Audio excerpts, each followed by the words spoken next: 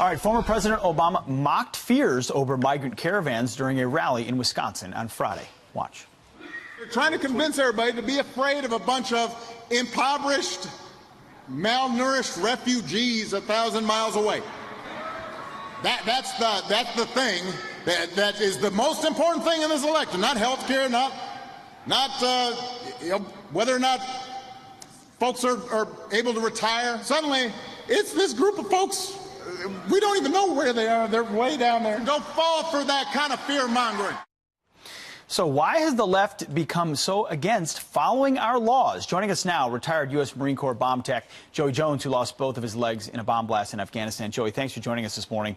So it does feel like it comes down to Donald Trump says, I want to enforce the rule of law. I think that's important to me. It's important to Americans. Citizenship is important. And President Obama mocks that idea. Well, you know, the problem with illegal immigration has much less to do with the people in Mexico or Honduras as it does our ability to establish laws and follow them and know who's coming in our country and why. Listen, I have zero problems with people coming here for a better life. I grew up in a town that was 78% Hispanic within the city limits, and I learned to love those people as my fellow Dalton Georgians.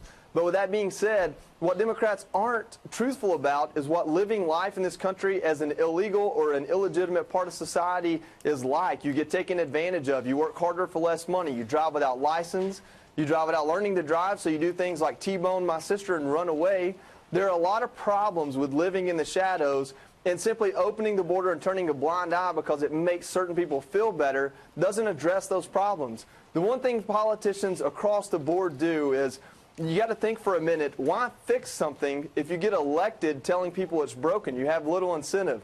President Trump is actually fixing some of those things, and it scares politicians to death, and it takes away stumping issues that you don't ever intend to fix to begin with. But Joey, if you're told that you're heartless, if you look at these images of migrants and you're not saying, welcome in, if you talk about a wall, if you talk about ending catch and release, if you talk about real amnesty, if you talk about criminals and threats to national security, you're heartless. Is it not, what about those American citizens that you alluded to who play by the rules and now see other people coming in through the back door?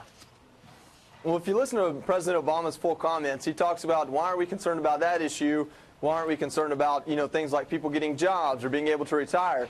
And it's very ironic coming from the president that put more money and more debt on the backs of future generations than all presidents before him combined. Likewise, sent more troops overseas than President Bush.